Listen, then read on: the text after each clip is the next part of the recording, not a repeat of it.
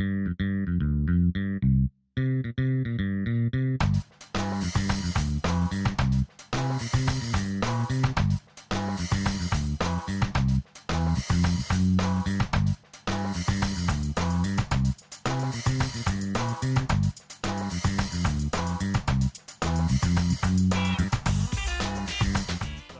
next is Chris Hunt. Chris, formerly of Square, now of Camera Bytes, formerly of Seattle, then San Francisco. He's now a Portland resident.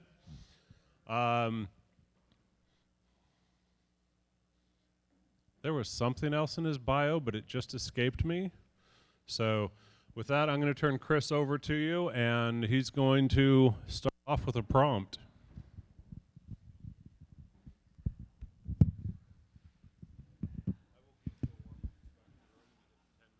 Okay, thanks.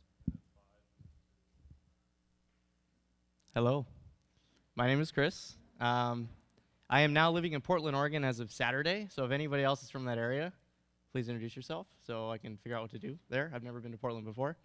So today I'm going to talk about Vim and Tmux and why you should try it, especially for Ruby development. So is anybody already using Tmux? Who's using Tmux? Not Vim, but Tmux?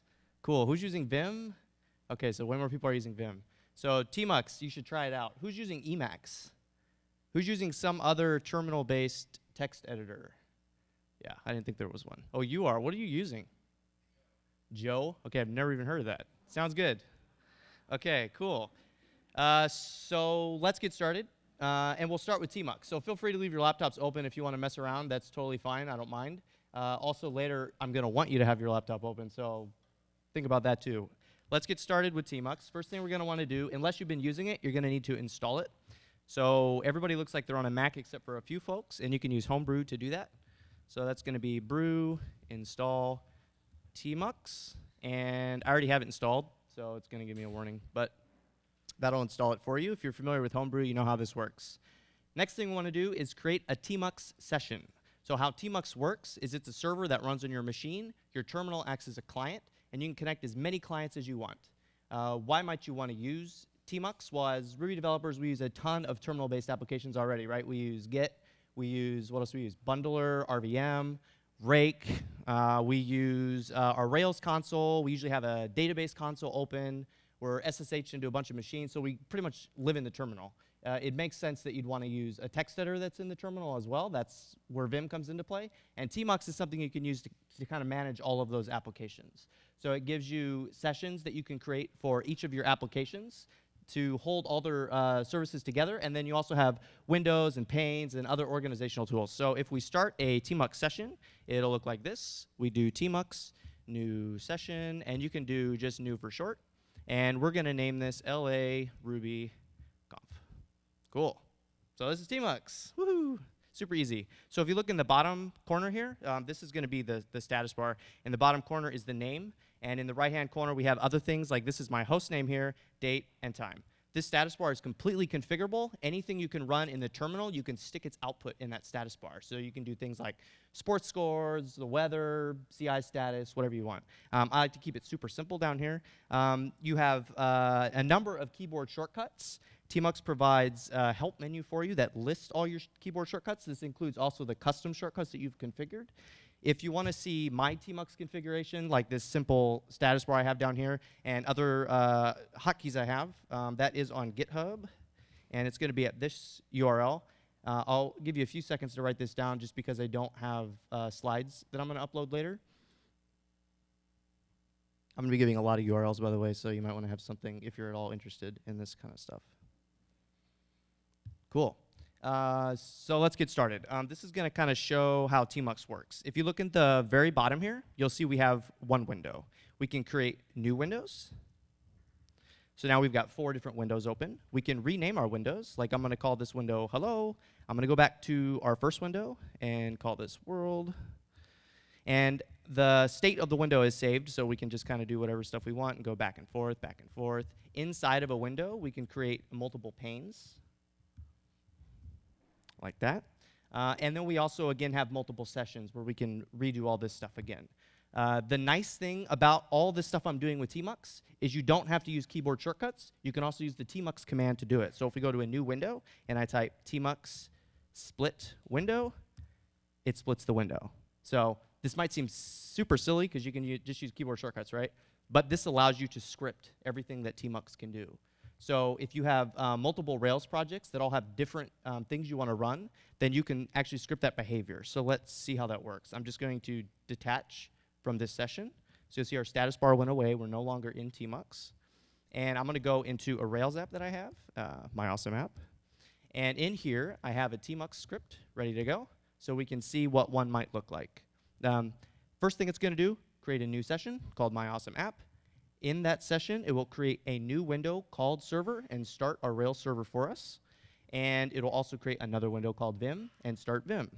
The last thing it's going to do here is just attach to that session. So we'll give it a shot, quit out, and run it. Ta-da! So we're done. So looking in the corner, we have our My Awesome app, and then we have our 3 panes. The first pane being our terminal session, the second pane being our Rails server that's already running for us now, and then our third pane being Vim. If we look at our session list, you can see the first session is still here, and we can go back to it, or we can go back to the second session that we started. Pretty cool. I never use this behavior. I never script Tmux. I personally like to have just one session and have all my windows down there. So in iTerm 2, there's a really nice thing you can do here in your preferences. Profiles, general. Down here, Tmux, there's a send text at start. Every time you start your terminal, it's going to send this text to your terminal. So I prefer to start a hack session, and if that session already exists, just attach to it. This way, every time you open your terminal, it'll just resume where you left off. If you're like me and you quit iTerm accidentally all the time, you'll never lose your work, because it's still going to be running in the background. OK, so now we're in Vim. So let's talk a little bit about some Vim stuff. There are several small little plugins I like to use for Vim that help me with Ruby and Rails development. So now we're in a Rails app, so we'll look at some of those plugins. The first thing, because Rails has a ton of files, we're going to need a nice way to search for files. So I use something called Control-P, and that pulls up a nice menu here, and this is a fuzzy search. So anything you type is going to just narrow the filter of files. So if I type, I'm going to look for my application controller. So if I type A, and then I type C for controllers, and then an L, L. OK, so now we're down to application controller. Then I can press enter, and I can open it. This is Control-P, super useful. The URL for Control-P is here. It's on GitHub. You could probably just Google that, too, if you don't want to write it down.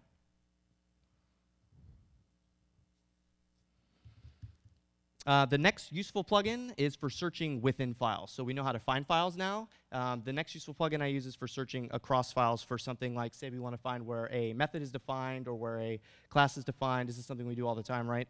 There's a plugin called AG, and AG works exactly like grep, except it has some additional configuration options. So again, looking in the corner, the way Vim works is all the commands you send are going to be down here in the corner. This is like Vim's command line. I'm using AG here, and I'm going to search for my awesome application. My awesome app. There we go. So now we see in this pane here all of the results, and we can just kind of look at them and open them in the top pane, go back down, find a different one, open them. So this is also extremely useful for searching throughout your entire project. Great. So let's open up my gem file. 2 more things I want to show you, and then we're going to move on to something cooler, I promise. This is my gem file. As you can see, everything in here has single quotes, except for my SQLite 3 gem. For some reason, it has double quotes. Don't know why, but it really bothers me. So what I like to use is something called surround that makes it really, really easy to change surrounding characters. And you can do this for anything like changing parentheses to brackets, double quotes to single quotes, squiggly brackets to straight lines, whatever you want, or even tags. It supports HTML tags, things like that. So for example, we want to change the double quotes to single quotes. It's that easy. So again, I'll show you with the like an array example. We can change our surrounding to parentheses. Ta-da! OK. So surround can be found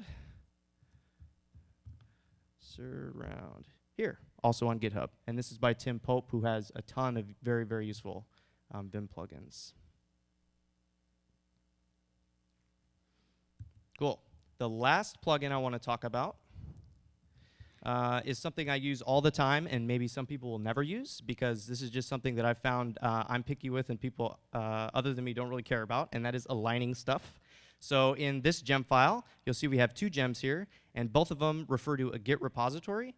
What I like to do is align my hash rockets. I also like to align stuff that, I don't know, I'm a very visual person. I like to align stuff. So there's a great gem that helps you align anything, and that's called tabular. So in this case, I just want to align those 2 Git characters so it looks pretty. So again, looking down at the bottom where I'm running commands, I'm going to run tabulize, and I'm going to match get.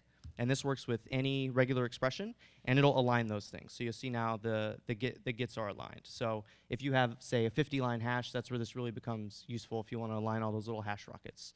Or something like a YAML file or HTML, things like that. Cool. So I am now done with this Rails app. So we can detach from this session. And I'm going to spend a little bit of time talking about test driving something in Vim. This is really easy to do in Vim. We never need to leave Vim. We can keep running our tests within Vim and go back and forth between files. So it's really cool. So we're going to add a, is everybody familiar with the math library? I mean, a lot of people have never actually used it, but Ruby has standard math library. It has square root, and cosine, sine, all the stuff you never actually use. We're going to add a sum method to that. So it's really complicated. We want to make sure we have tests. So we are going to go into our math directory. I'm going to create 2 directories here. I'm going to create lib, which is where we're going to put our code, and spec, which is where we're going to put our tests. And then, like any good Ruby developer, we're also going to have a gem file. Our source is going to be Ruby gems.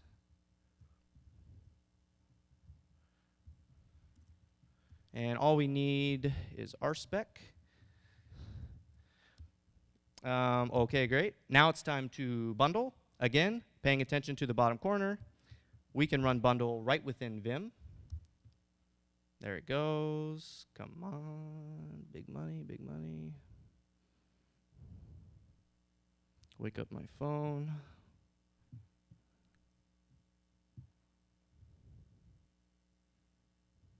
And what's the question?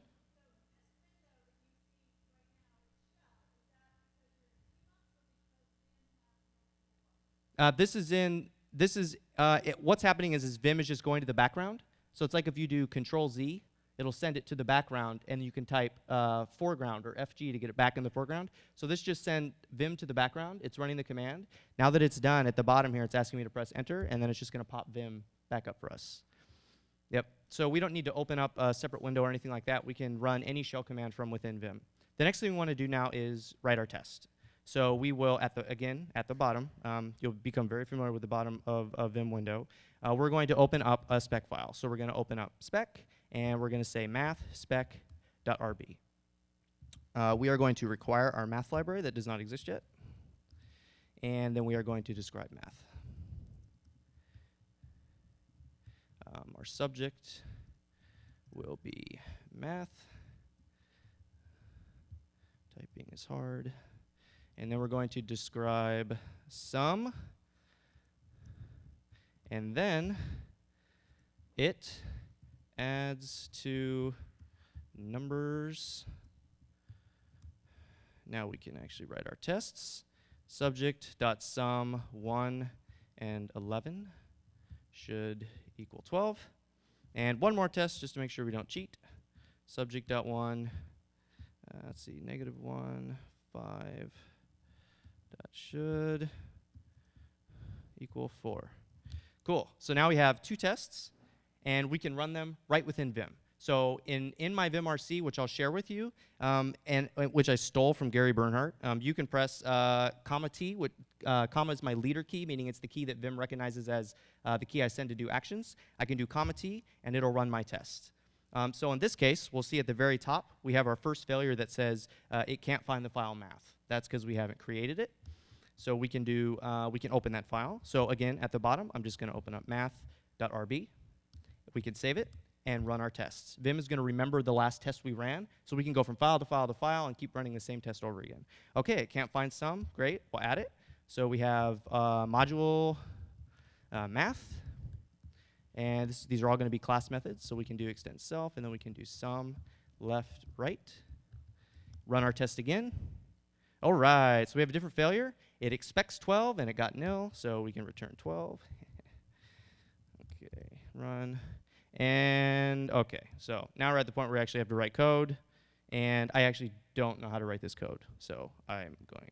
This actually always happens to me when I write tests. I get to the point where I have to write code, and I don't know what to do, so help.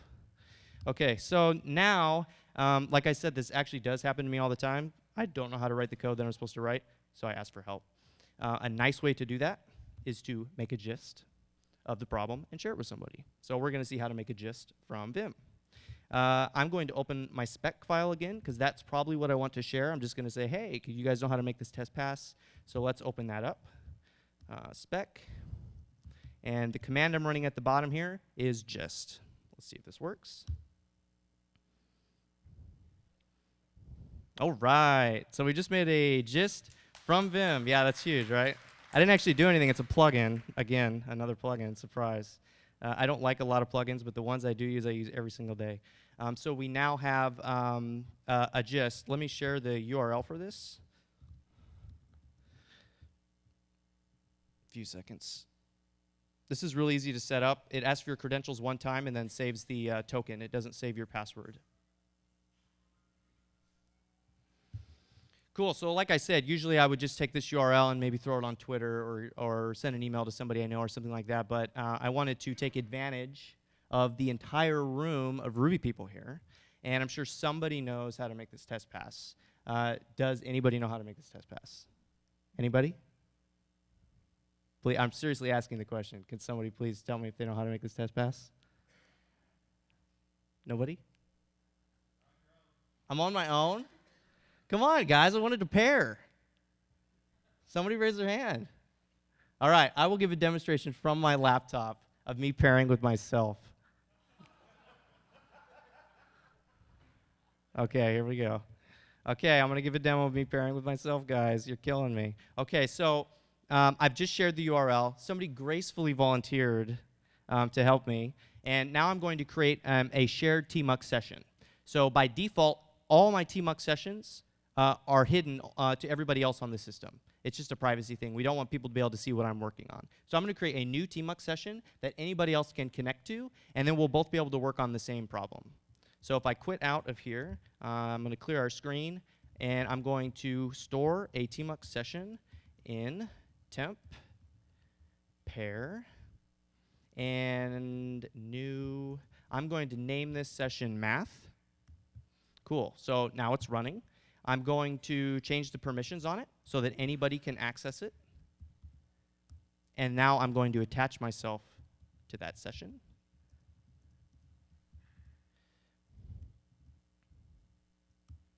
Cool. So now we're in a Tmux session that anybody else on my computer can connect to. So I'm going to reopen our project and get our spec open and rerun it just to make sure we're still where we left off. Good. And rerun our test here. Okay, so now I'm ready to have somebody else hop into my system. So what I would have them do is I would share with them, I would really trust them because I'm allowing them to connect to my machine. I would ask them to SSH into my machine. Once they're SSH'd in, they can run that same tmux attach command I ran to connect to the session that we're working on here. So I can actually open up a different terminal here. This is going to be a much smaller font, but you can probably see what I'm doing here. I can reattach temp pair and attach. And now I have two terminal sessions connected to the same Tmux session. Since the terminal is just a client, we can connect any number we want. They can go ahead and write the code that makes it pass. And then we can rerun our tests, and we see it passes. So this is a really cool way to pair program with people that you're not sitting right next to. Okay, how are we doing on time? We're doing good. So I have one more very cool Vim thing I want to show you. We are back in our session that we had later. This is the My Awesome App session, the big Rails app. This is a nice refactoring tool. So Vim has something called an arg list, which you can stick any files you want into it. It's just basically an array of file names. And you can use any terminal command to generate that array of file names. So you saw that we used the AG tool earlier. If we do a search across our Rails project for, again, for that constant, so we do AGL my awesome app, you'll see that we just get a list of all the file names that contain my awesome app. So in this case, we want to replace our application constant with to-do app because we've decided we're actually going to give it a proper name and it's a to-do app. So to do that, we can use our arg list. So again, paying attention to the bottom here, we are going to run args, and then we can run the same AG command to grab all of those file names. So we're going to look for my awesome app, and we're going to do it in our current directory. And then when we press enter, we got to write, do it again. Press enter. We now get a list of all the files that contain this match, and it's loaded in the arg list. So now that Vim is aware of what files we're going to be working on, we can tell it to run whatever we want across the files. So again, looking at the bottom, I'm going to run arg do, which means do this for every single file. I'm going to search for my awesome app, and I'm going to replace it with to-do app. And I'm putting GC because I want it to do it globally across the whole file, and I want it to make a confirmation on each search and replace. And then after I do that, I'm going to want to write the file. So when I press enter now, it's going to prompt me on every change, and I can just keep hitting Y, and it's going to go through every single file, do the search, good, good, good, good, good, done. So that's super easy. I didn't really know about args until a couple months ago, but now I use it every day. Very useful. We can do more than a search and replace, though. Is anybody familiar with Vim macros and know how those work?